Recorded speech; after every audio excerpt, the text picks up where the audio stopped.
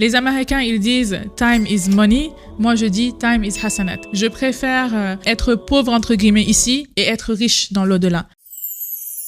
Pour toi, c'est quoi être un entrepreneur musulman? Pour moi, la vraie chose, c'est dans l'intention et dans comment tu fonctionnes dans ton business. Quand tu es orienté din et que tu es orienté aussi vers l'akhira, tu n'es plus basé sur la dunya. C'est-à-dire pour toi, c'est pas l'argent. Ta motivation, c'est satisfaire Allah, atteindre Al-Jannah. Quand tu trouves des solutions pour les serviteurs d'Allah, en fait, tu es tellement utile à eux que en fait, Allah, c'est lui qui te donne sa récompense. Dans notre business, si on prend par exemple le nom Al-Jamil, Allah est beau, Al-Khaliq, il est le créateur, Al-Haq, la vérité, il est juste, il est sage, il est bon, il est généreux. On prend ces noms d'Allah et on essaie de les représenter à travers tout ce qu'on fait dans notre travail. On a les prophètes également qui peuvent nous inspirer à travers leurs valeurs. C'est din over dunya, c'est toujours le din au-dessus de la dunya. Quand tu délaisses quelque chose pour Allah, Allah te le rend au centuple. Allah, il dit que quand on lui fait confiance, il nous ouvre les portes dans des endroits où on n'imaginait même pas. Est-ce que c'est OK d'avoir beaucoup d'argent quand on est un entrepreneur musulman? Les 10 promis au paradis, parmi les compagnons du prophète Mohammed sallallahu alayhi wa sallam, la majorité étaient riches. Tous les prophètes ont été des entrepreneurs. Ils ont été soit bergers, soit commerçants, etc.